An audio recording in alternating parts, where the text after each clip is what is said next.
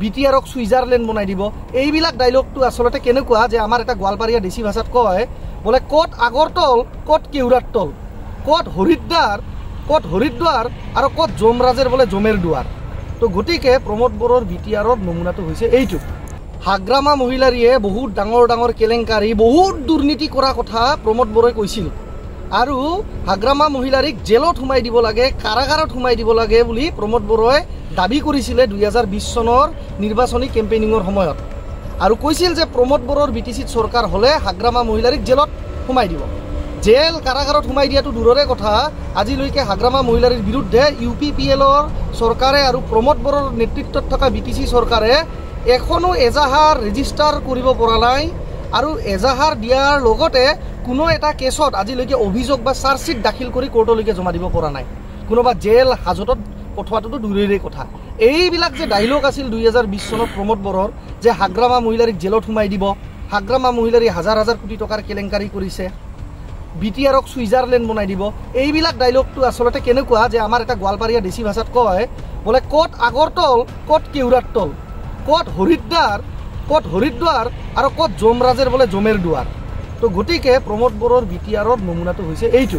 আৰু দ্বিতীয়তে প্ৰমোদ বড়োই যে বাৰ বাৰ কয় যে UPPL দল আৰু BPF দলে বড়ো ৰাজনৈতিক দল দুইটাই বিটিচিত একলগ হৈ বড়ো জাতিৰ স্বাৰ্থত ৰাজনীতি কৰিব লাগে, একেলগে ইলেকশ্যন খেলিব লাগে। হাগ্ৰামা মহিলাৰীটো স্পষ্টভাৱে ৰাজি হৈছিলে যে BPF 20খন আৰু UPPL দলে 20খন সিটত ফ্ৰেণ্ডলি 20খন সিটত বিটিচিত নিৰ্বাচনত অৱতীৰ্ণ হ'ব 2025 চনত। কিন্তু সেই হাগ্ৰামা মহিলাৰীৰ যিটো প্ৰস্তাৱ সেইটোক প্ৰমোদ বড়োই নিজে ভয় খাই স্বীকাৰ নকৰিলে। কাৰণ প্ৰমোদ বড়োই ভাবিলে যে 20খন সিটত যদি নিৰ্বাচন খেলে UPPL দলে আৰু 20খন সিটত বেলেগত যদি BPFে ইলেকশ্যন খেলে হয়তো BPFে 20খনৰ পৰা 15-16খন সিট পাই যাব আৰু UPPL দলে সেই 20খন সিটৰ পৰা 5খন সিটো নিজিকিব পাৰে। সেই ভয়তে প্ৰমোদ বড়ো ভাবিলে যে চিফ হোৱাটো বিটিচিতটো আৰু দূৰৰ কথা 2025 চনত BPFৰ লগত মিত্ৰতা থাকিলে UPPLৰ হয়তো প্ৰমোদ বড়ো ডাঙৰীয়াই আগন্তুক 2025ৰ পিছত বিটিচিত বিৰোধী দলৰ লিডাৰ অফ অপজিশ্যন বা বিৰোধীৰ দলপতিও হ'ব নোৱাৰিব।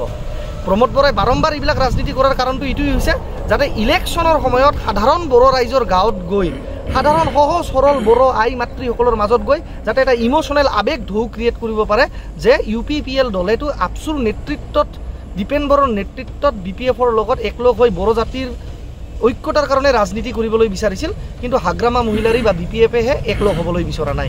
এইটো কৈ প্ৰমোদ বড়োই ৰাজনীতিক মুনাফা ল'ব বিচাৰে, তাৰ বাহিৰে একো ইণ্টাৰেষ্ট নাই।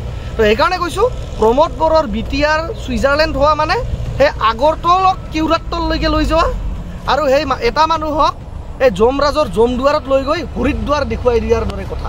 তো ক'ত আগৰতল আৰু ক'ত কেউৰাতল, ক'ত সেই মানে প্ৰমোদ বড়োৰ BTRক সুইজাৰলেণ্ড বনাব, ৰাইজে এতিয়া 2025 চনত বিবেচনা কৰি ভোট প্ৰদান কৰক, সেইটোৱে ৰাইজলৈকে আহ্বান জনাইছোঁ।